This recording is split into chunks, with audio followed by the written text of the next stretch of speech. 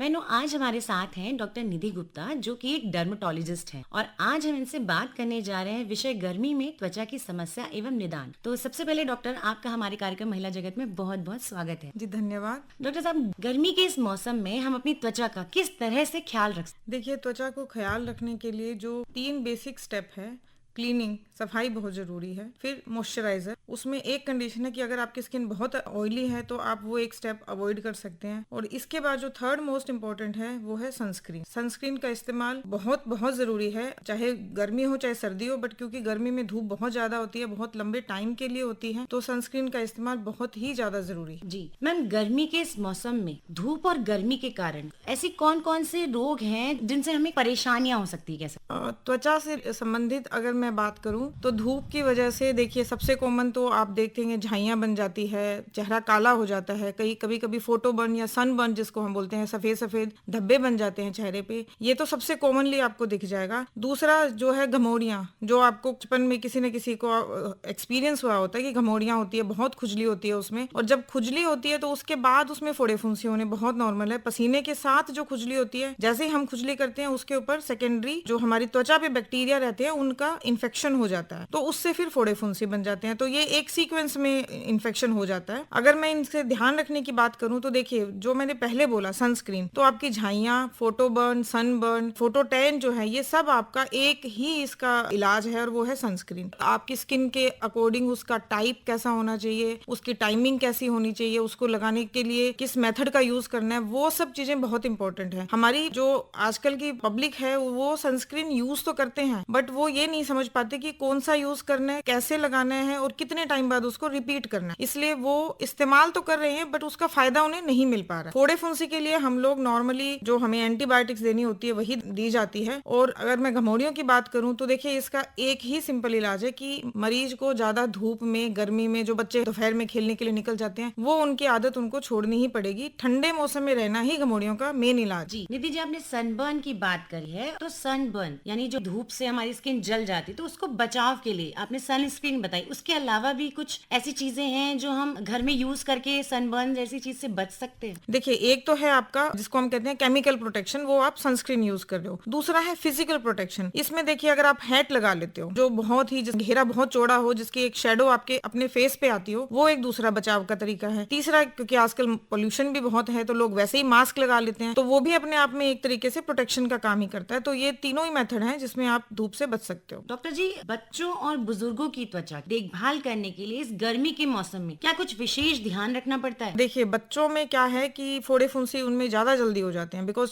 छोटे बच्चे अपना खुद का ध्यान नहीं रख पाते, थोड़ा सा पसीना आने पे वो खुजली कर लेंगे, तो उनमें फोड़े फुंसी की प्रॉब्लम बहुत जल्दी हो जाती है। और बुजुर्गों की स्किन बहुत सेंसिटिव होती है। पसीना जब इकट्ठा हो जाता है, तो अगर इकट्ठा होने वाली जगह जैसे आपके अंडर आर्म्स में या नेक की साइड्स में, तो वहां पे वो स्किन को इरिटेट कर देता है। अगर आपने शर्ट पहनी है तो कॉलर का फ्रिक्शन होगा, तो वो उसकी वजह से भी स्किन इरिटेट हो जाती है। तो उन लोगों के लिए मैं बोलूंगी कि एक तो उनका फर्स्ट तो वही है कि आप एकदम मिड आफ्टरनून का जो टाइम है उसमें कहीं भी आना जाना जितना हो सके आप अवॉइड कीजिए, ठंडे इन्वायरमेंट में बैठिए। और दूसरा ये है कि आप एक सिंपल एंटी फंगल पाउडर्स जो आते हैं, क्योंकि पसीना इकट्ठा होता है तो वहां पे दूसरी कॉम्प्लिकेशंस जो होती है वो फंगस इन्फेक्शन बन सकता है। तो जो एंटी फंगल पाउडर आते हैं बहुत कॉमनली आपको मिल जाएगा, वो आप रूटीन लाइफ में एटलीस्ट गर्मियों में आप इस्तेमाल करना शुरू कर दीजिए। जी डॉक्टर साहब, इस गर्मी के मौसम में स्किन जिनकी ड्राई है और ऑयली स्किन, तो उनको भी कुछ परेशानियां झेलनी पड़ती है, मोस्टली जो ऑयली स्किन वाले, तो आप उनके लिए बताना चाहेंगे कि उन्हें इस गर्मी के मौसम में अपनी स्किन को अच्छा रखने के लिए क्या करना चाहिए? मैम, सही कहा आपने, जिनकी ऑयली स्किन है वो ज्यादा प्रॉब्लम फेस करते हैं, बिकॉज गर्मी में ऑयली स्किन प्लस स्वेट और ह्यूमिडिटी, जैसे हमारे देहरादून का सीजन भी वैसा ही है, तो उसमें उनके पिंपल की प्रॉब्लम ऑलरेडी होती है और एक्ने ब्रेकआउट गर्मियों में बहुत ज्यादा हो जाते हैं। तो देखिए, इसमें एक तो पहली चीज ये है जो हमारा यूथ नहीं समझता, कि वो कोई भी जो टीवी में एडवर्टाइजमेंट में कि ये अच्छा मॉइस्चराइजर है या ये अच्छी जेल है, ये लगा लो या घर का कुछ लगा लो। नो डाउट घर में आप लोग जो एलोवेरा वगैरह लगाते हैं, बट उसमें आपका डस्ट का, अदर पोल्यूटेंट का कंटामिनेशन हो जाता है। सो अल्टीमेटली आपकी स्किन पे आप सब कुछ एक साथ लगा रहे हो, नॉट ओनली एलोवेरा जेल, आप साथ में जो डस्ट और दूसरी जो पार्टिकल्स उस प्लांट पे आए हैं वो भी आप अपने फेस पे लगा रहे हो, तो वो उस प्रॉब्लम को और बढ़ा देता है। तो बेसिकली जो एक्ने वाले लोग हैं उनके लिए है कि आपका फेस वॉश वैसा होना चाहिए जो ऑयली स्किन के लिए प्रिस्क्राइब किया जाता है, जो डॉक्टर्स ही सही से आपको बता पाएंगे। और उसके बाद same way acne prone skin के लिए अलग टाइप के सनस्क्रीन आते हैं, तो उनको स्पेशली वही यूज करने चाहिए जो एक्ने वालों की ऑयली स्किन के लिए बने होते हैं। मैम कहा जाता है गर्मी में आप जितना लिक्विड इंटेक करेंगे, आप जितना पानी पिएंगे, जूस पिएंगे, आपकी स्किन के लिए उतना अच्छा है, आप हाइड्रेट भी रहेंगे। बट कहीं ना कहीं फिर भी हमारी स्किन में कुछ ना कुछ प्रॉब्लम्स हो जाती हैं, तो उनके लिए आप क्या बताना चाहोगे? मैम पानी तो बहुत ही ज्यादा जरूरी है। डिहाइड्रेशन अपने आप में ही आपको एक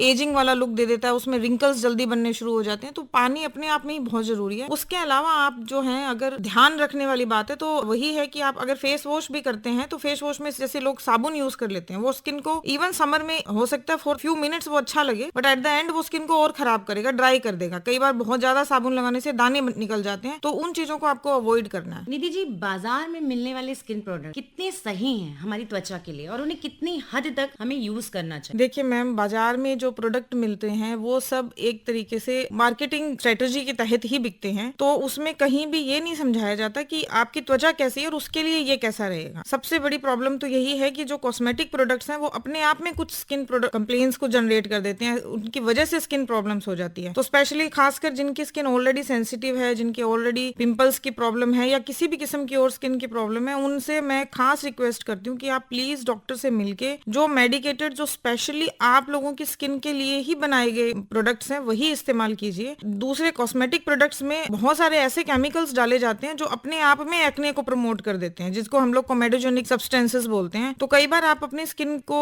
ना चाहते हुए भी अनजाने में ही आप वो लगा लेते हैं और आपकी और मुसीबत वाली प्रॉब्लम उसमें ज्यादा शुरू हो जाती है। मैम हमारी जो महिलाएं हैं वो घर या बाहर उनको जाना ही होता है अपने काम, तो घर में रह के भी और बाहर निकलते समय ऐसी कौन कौन सी चीजें हैं जो उन्हें ध्यान रखने की जिससे उनकी स्किन पे कोई परेशानी या प्रॉब्लम ना हो? ये मैम बहुत अच्छा क्वेश्चन पूछा आपने। घर की जो हमारी महिलाएं हैं वो अपना ध्यान वैसे भी खुद से कम रखती हैं, तो मैं बहुत ही बेसिक चीजें बता रही हूँ। सबसे पहली बात तो ये है, वो ये ना सोचें कि हम बाहर नहीं जा रहे तो हम सनस्क्रीन क्यों लगाएं। देखिए सनस्क्रीन ऐसा है कि अगर आपका थोड़ा सा भी धूप का एक्सपोजर है, चाहे आप 10 मिनट के लिए स्कूल से बच्चे को लेने के लिए जा रही हैं या 5 मिनट के लिए छत पे जा रही हैं, आपकी स्किन को सनबर्न करने के लिए उतनी धूप भी सफिशिएंट है। तो सनस्क्रीन की इंपॉर्टेंस कहीं खत्म नहीं होती, वो आपके लिए भी उतना ही जरूरी है। और दूसरी इंपॉर्टेंट चीज है, जो हमारे घर में बहनें काम करती हैं वो बार बार उनके साबुन में और सर्फ और विम इन सब में जो उनके बार बार हाथ धोती हैं या कॉन्टेक्ट में आते हैं ये प्रोडक्ट, इनकी वजह से हाथों की स्किन बहुत खराब हो जाती है। इसके लिए मैं उनको बोलूंगी कि एक अच्छा मॉइस्चराइजर, अगेन एक बार आपको डॉक्टर से मिलना पड़ेगा, जो कि